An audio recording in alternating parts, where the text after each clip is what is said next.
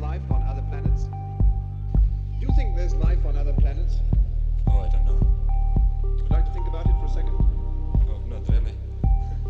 Tell me, do you think there is life on other planets?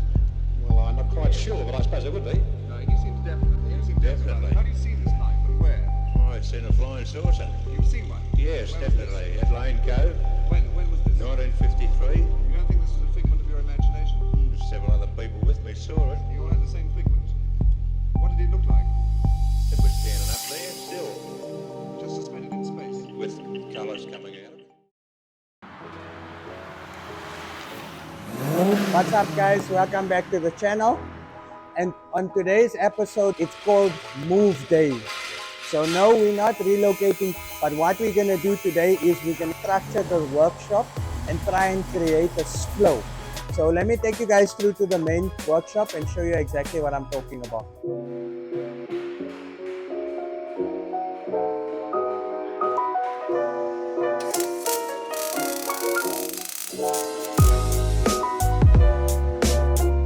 So currently this is the main workshop, and I always wanted to create a smooth workflow, but due to the volume and influx of cars, we never could stop production to rearrange the workshop. So mechanical was working here, paint shop was working here, upholstery was working here, sound was working here. So what we're actually trying to do today is we are trying to create a workflow.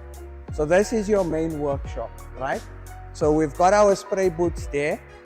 Panel beating gets done everywhere. So we're gonna change that. So where our current panel beating and preparation section is, we are going to be moving the panel beating and preparation entirely on its own in the next door workshop. The reason for that is when we get a restoration, the first point of us doing a car is we strip the car down completely and we start with the bodywork, and upholstery starts with the interior. Once the car is finished painted, the car goes to mechanical, and once the mechanical is done, it's final assembly and polishing. So again, like I mentioned, we lose a lot of productivity and man hours, so we always got to stop production to move cars around, and that wastes a couple of hours. So naturally, as a businessman, you need to look at ways to improve productivity and also to push out better quality. So now we're focusing on creating a production line, which is going to make it easier for us to increase workflow and optimize performance, etc., etc. So like I mentioned, paint shop or the panel beating and preparation is moving on the other side. I'll take you guys to that workshop, and we're relocating the mechanical base there to create that workflow. Now, I wanted to do this for a very long time, but like I mentioned to you, we've had an influx of cars. We've had to turn work away because we're so busy and create a waiting list for clients to bring their cars through. So there was never a time for us to completely stop production. So we're sacrificing 3 days to move cars and recreate this workshop and create a workspace to make things easier for us.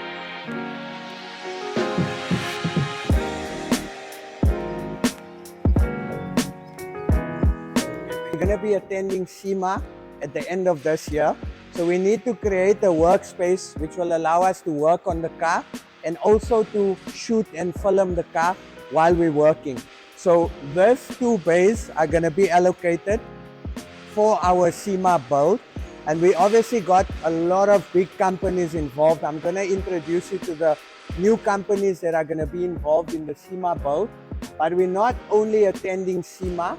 The idea is to attend Gravity again, but I'm going to tell you guys the plan we have for Gravity.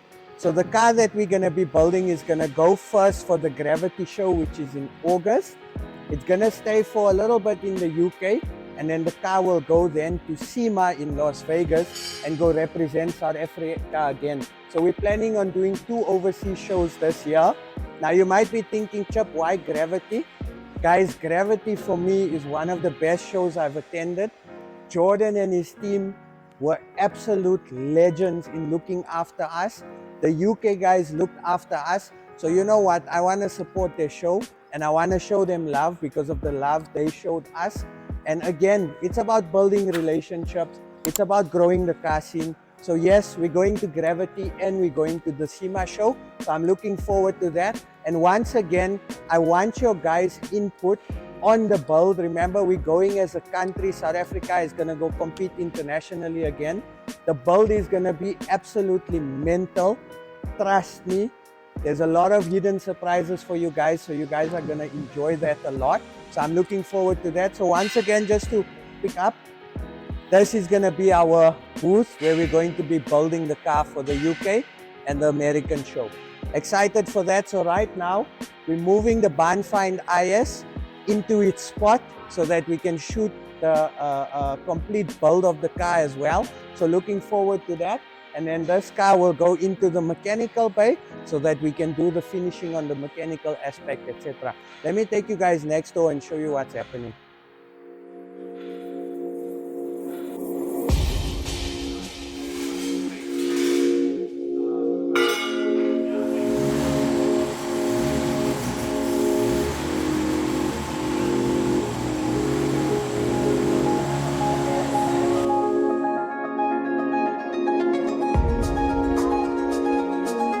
I never expected my paint shop to grow the way it's grown.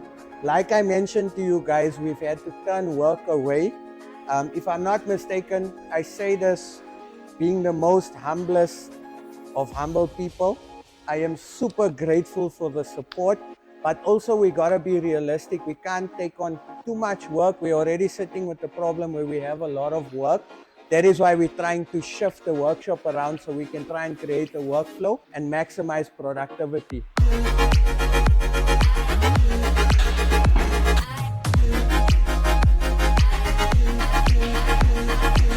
So to put you into perspective, so far since we've opened, from the 10th of January up until current, we've had to turn away 15 clients from building their cars.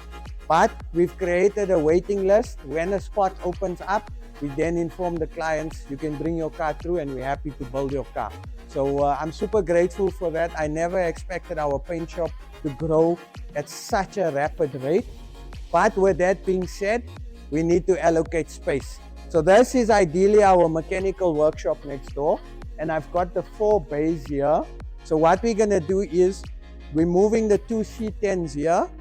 So we're going to be moving the 2 Chevy C10s here that we're busy building. And we're going to move the 2002 and the Toyota Baki here and create a workflow for us to move with.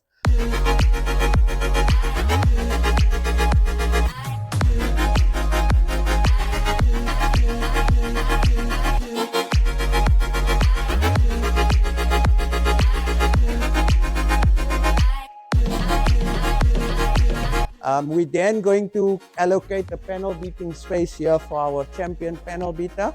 So what we're trying to do here is, we're allocating 3 or 4 bays for panel beating and structural repair. And then we're gonna have our preparation bays, and we've built a small primer booth. So the idea is the car goes for panel beating. Once the panel beating is done, it's going to move up a bay. It's going to go into the preparation bays. Once we're done with the preparation, it will go into the primer booth, put primer on, leave it outside for the primer to bake a bit, and then we're going to be doing our wet sanding outside.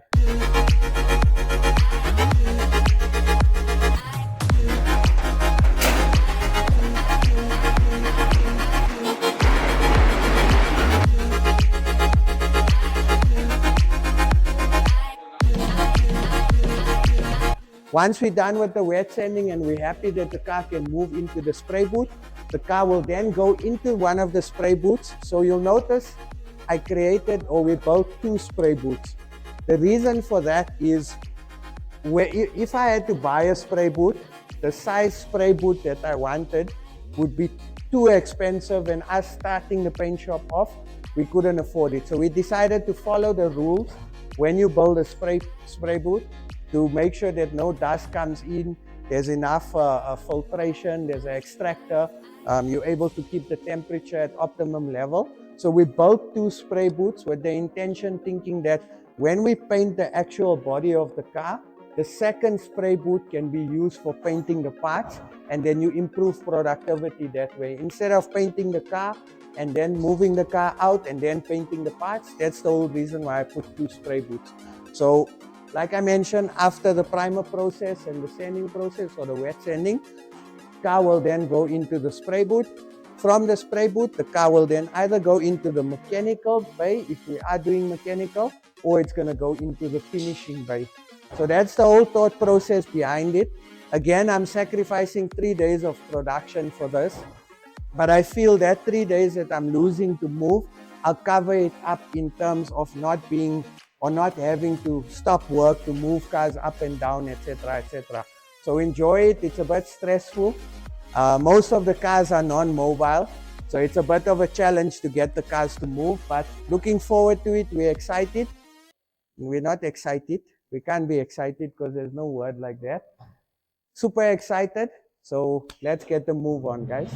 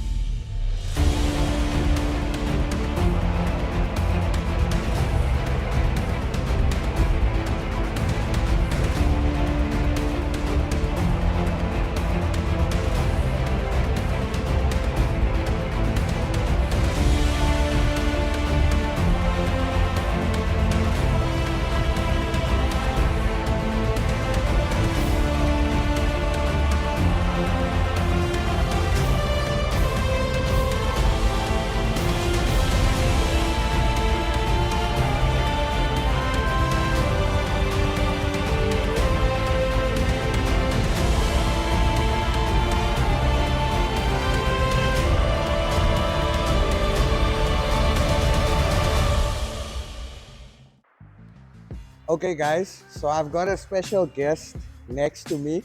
So before I introduce him, let me explain to you guys where I'm at in my paint shop. So obviously going to the UK and having a look at their quality in terms of the build quality and the paint finishes, etc. I came back and I told myself, you know what, Chip, we need to do better, even though we did well in the UK. But I'm the type of person that always wants to strive to get better and better and better and better. And that is how you should be in your business or in anything that you do. You should never be complacent. So I'm going to introduce you to someone that's had a massive impact in my business.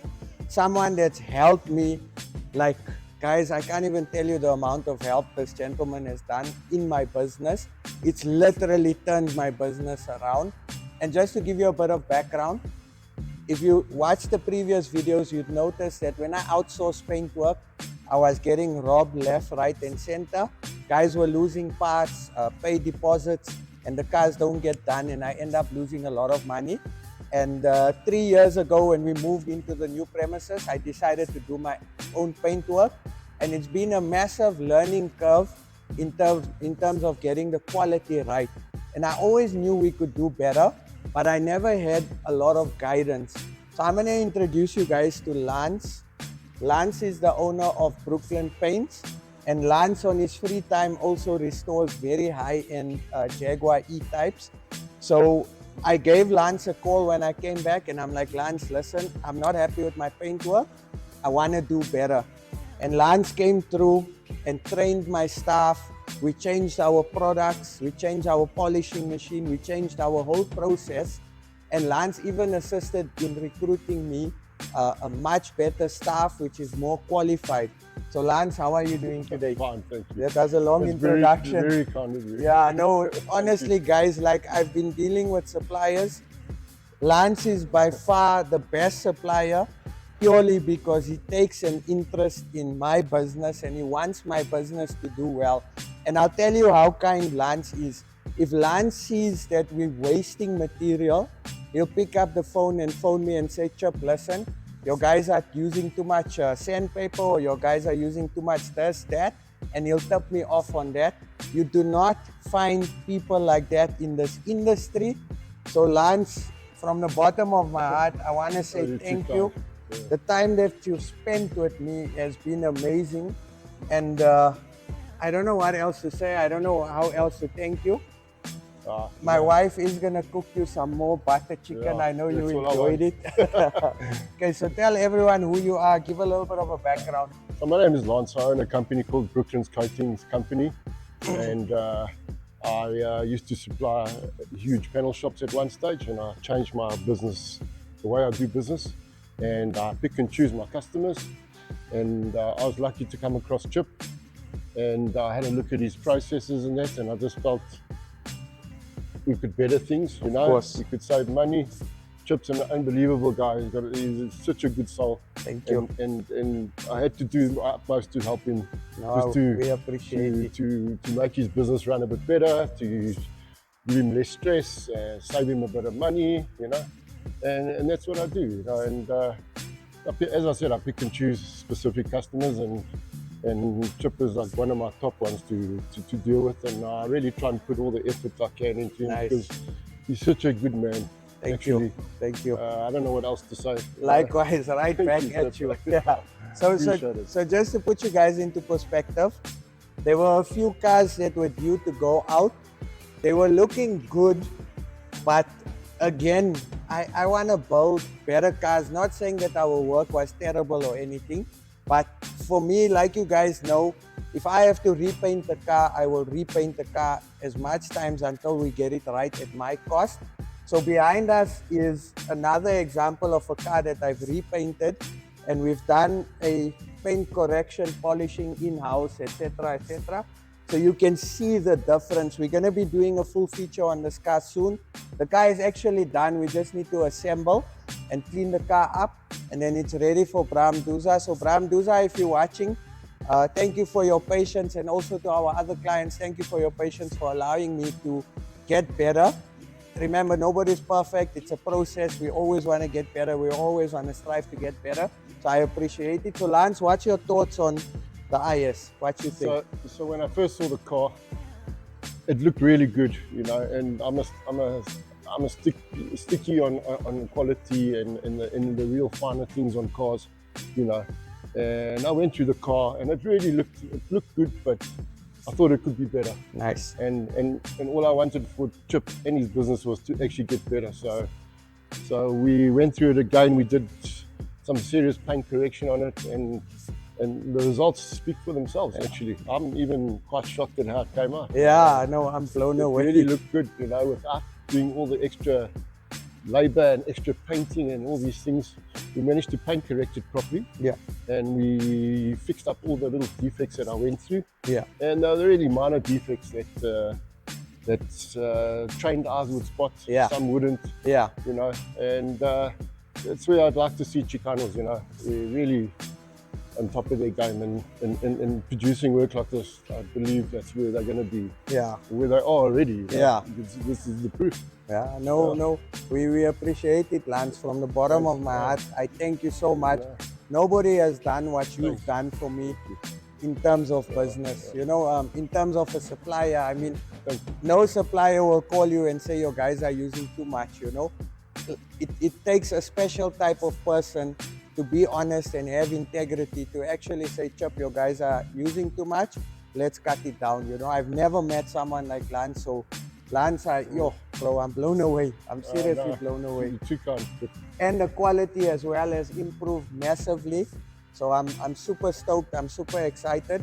And again, in business, you are gonna have hiccups. And like Lance mentioned, you know, to the normal eye, you won't notice the small imperfections. But again, we're striving to do better. We're striving to get our work on the next level, especially since we're going to be competing in SEMA. So are you excited for the SEMA build? I can't wait to see what you're coming up with. Yeah, no, we're going to build something nice. Yeah, no, and you're going to be a big part of it. You're going to give us guidance. Yeah, of course. Yeah, so yeah, perfect. I feel that Chicanos is just a company on a different level. Thank you. And what you produce is really cool. No, thank you. And I just love it. You know, I love the whole Vibe. the vibe and the way you portray it and everything. And it's actually exactly that. It's so true. you Yeah. know. It's not a fake thing that you just put up on the internet or anything. It's really happening on the ground, and you know, Chip strives to be better in everything, which I've noticed, and I see it coming through the work, you know, for his customers and that. And anyone buying a car or doing a car with Chip should be really proud. The cars will really look good. No, thank you. We appreciate it. I Lance, appreciate your business. thank you so much for everything. It's an No. honor chatting to you. Thank you. And again, I can't thank you enough. Hopefully, I can repay you in some way when this business grows more. Just the butter chicken. Yeah, Too the great. butter chicken. So yeah, so wifey, you watching? We owe Lance butter chicken. In fact, we owe Lance every day something different. So we're gonna make him butter chicken and whatever else.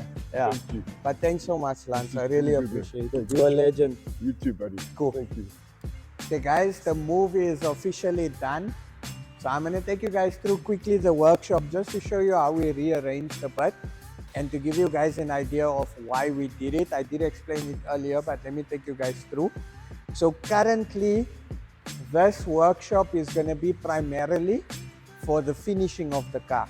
So our first process when we do get a full restoration in is to strip the car down to a shell, repair it, do the panel beating, primer, sand or wet sand, and then the car will go into the spray booth. Once it goes into the spray booth, it will go into one of the finishing bays. However, that caused a lot of problems for us because we were picking up slight dust going into the spray booth because of the extractors. And we also had a bit of an issue where we constantly had to move cars up and down to get cars into the spray booth. So we needed to streamline the process. So now, the workshop next door, the car will get primered, or it will go up to its primer stage, then go outside, wait for the primer to dry a bit, and then we'll do the wet sanding process and do all the touch-ups, etc. as we need to do before it goes into the spray booth. Once it's ready to go into the spray booth, the car will come in, go into the main spray booth, and the parts will go into the second spray booth, and then we'll paint the car.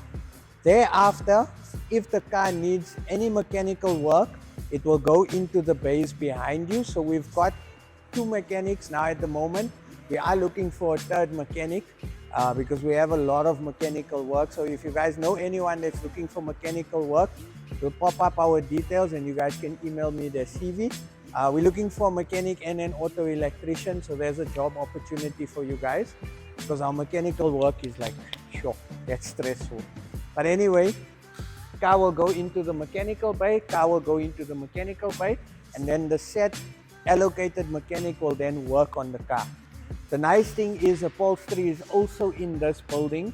So if upholstery needs to work on the car, they can work on any one of the bays and their work gets done mostly upstairs and the fitting gets done downstairs. Now there is a few additions I'd like to do.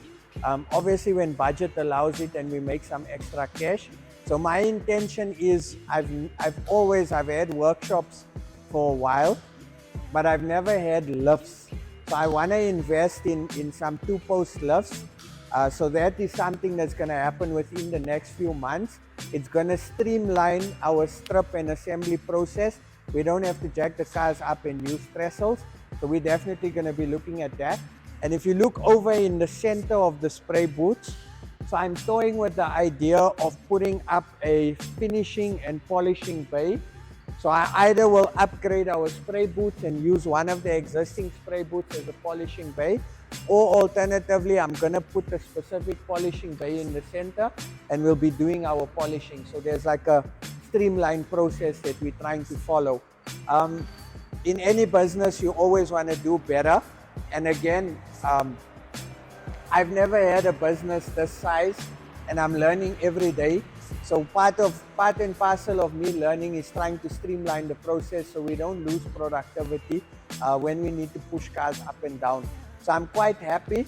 My next step for the next door paint shop is to put in a compressor system with the air pipes. So we're going to be doing that within the next few weeks. And we want to try and get better. As you go along and as you save a little bit of cash, you can invest it in a better compressor, better spray guns, air lines, lifts, etc. And running a business is where You might make maybe a little bit of money, but you always got to reinvest it in your business so that you are always doing better and you give out a better product.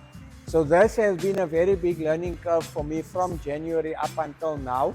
And I have the guys in the UK to thank, because the workmanship I've seen in the UK is flawless, and I want to get to that level, and we're striving to get to that level. That is why we're changing so much in the shop in order to get to that level, you know. So it's always a journey, so don't ever give up.